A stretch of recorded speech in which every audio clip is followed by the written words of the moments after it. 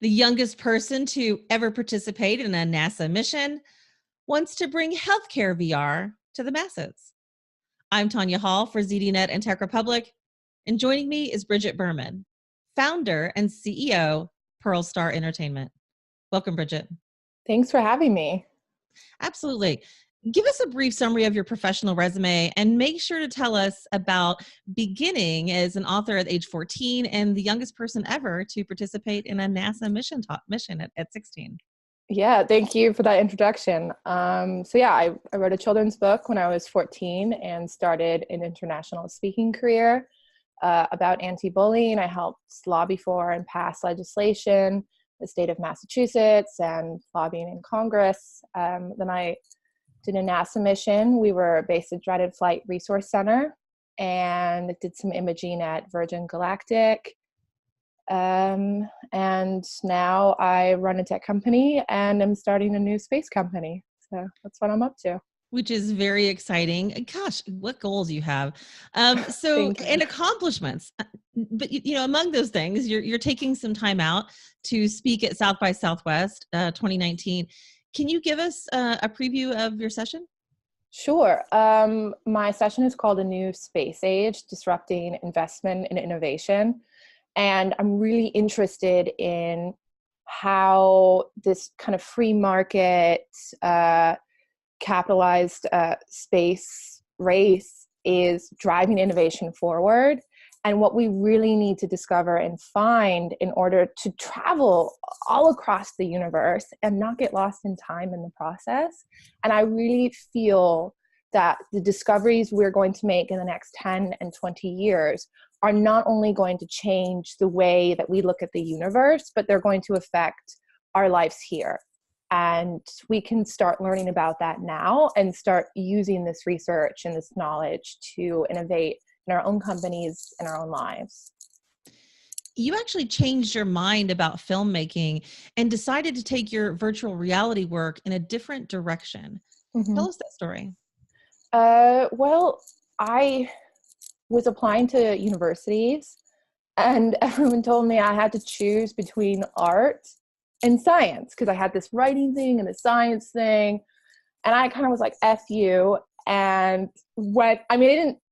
basically because I went to like a liberal arts global, it was called like global liberal studies or something, philosophy, literature, history, anthropology. And I ended up making my own major where I took a lot of film classes and philosophy and literature classes, and I learned how to think in a totally different way.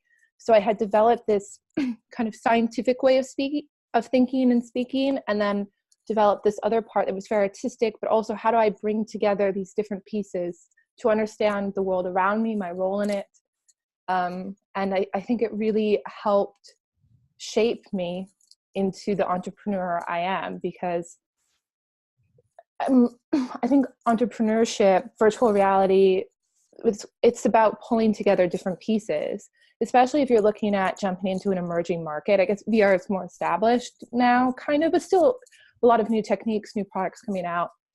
And I think you have to look at things in a really crazy way and draw in different pieces and pull them together.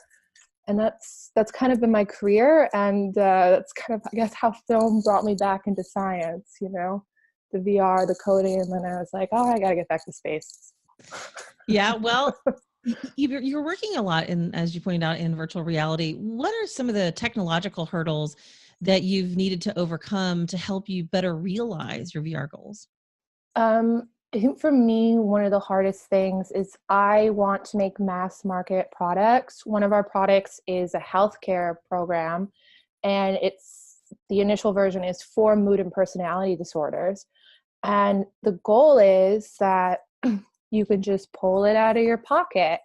And I want something really high performing that doesn't drain your battery's life, that's immersive, but fits in your pocket. And it's really hard, I think, to develop for mobile and still give someone the quality experience they want, especially if you need to stream that experience, because it's really big files and there's a lot going on, and the graphics cards aren't all there. So that's been for us. We actually started developing our own headset to solve some of the problems we were experiencing, but then how do we keep the cost down? Because I want it to be really accessible. That's the whole point of doing low cost mass market healthcare. So that's what my team is always kind of wrestling with.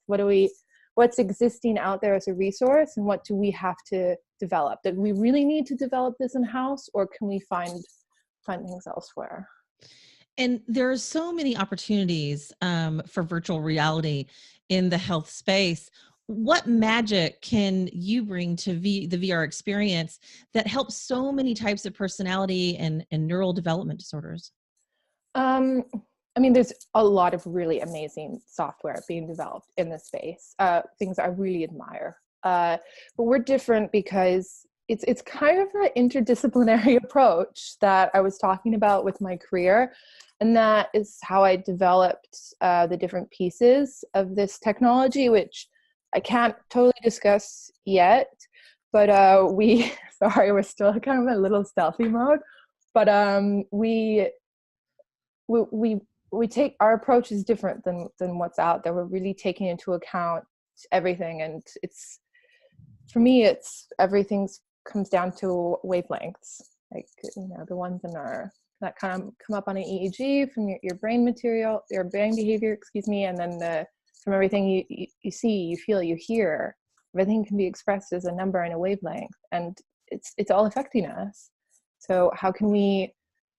I don't want to use the word manipulate, that feels wrong, but how can we use an environment to make someone feel better, or to stimulate different parts of their brain, without, not like electrical stimulation, like, virtual reality stimulation.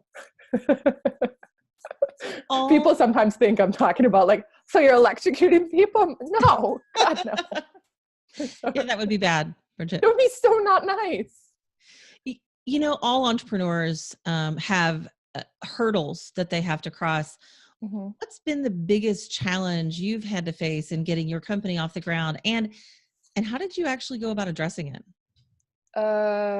One of my biggest problems was that I was not a good programmer, and we were working on our prototype. We're still tinkering, but I felt we needed to have a solid prototype that the specialists, psychologists, we have a hypnotherapist we're working on, different specialists could then, communicate with us about, whether they were on our team or consulting. And it was really hard when I was like describing it for someone to say, oh, I understand what you're talking about. I don't understand. What are you talking about? So I realized we had to build it. And I felt that we wanted to kind of hone in on our experience before we did a big funding round. So I taught myself how to program so that we could do that.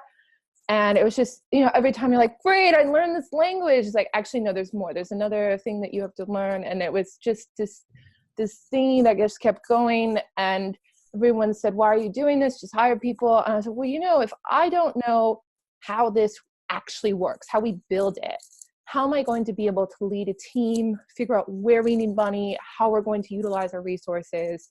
It was just kind of this whole thing. And then I just really hunkered down for months and didn't see people and programmed. And that was really tough. I have to be honest. I was working nights and then programming all day. That was tough. It was a tough time, but it was worth it. Well, obviously it's paid off, and it's a very valuable lesson. In fact, a lot of C-level executives would agree with you that you actually have to be down in the trenches and in the front line to really understand how to run your business. And that's a very valuable lesson. So what advice do you have for young inventors, entrepreneurs looking to turn their first dream into a reality? My advice is listen to your gut. Everyone has an opinion about how you should develop your product or your idea. If you come up with something that is totally crazy and out of the box, no one's going to be able to understand it at first, probably. You might not even understand it yet. You're going to build it and discover it and grow it. Like, who cares? No one has to understand it. If they don't understand it, it's probably something that's just no one has seen yet. It does not mean that you were crazy or stupid or wrong. And I think that so many innovators that I admire were told that their ideas were, not so and would never work. And now you see these amazing, even just look at Tesla and alternating current. So, no, it's not going to work. It's not a great idea. But, well, actually it was. So just listen to your gut and follow. Even if it doesn't work out, who cares? You have followed through on this, you figured it out, and it's going to help lead you somewhere else. And it all connects in some way. We just don't always know how. Great advice. Brigitte Berman, founder and CEO, Pearl Star Entertainment. If somebody wants to connect with you, maybe they want to find out more about the work you're doing, how can they do that? So you can find me on LinkedIn. I do answer that. You can also email me. My email is bridget@pearlstar.world. I also use that email a lot. So either is usually best. Sounds good. Thanks again for your time. And if you guys want to find more of my interviews, you can do that right here on ZDNet or Tech Republic, or go to my website, tonyahall.net. I've got links to all my social sites. Thanks for watching.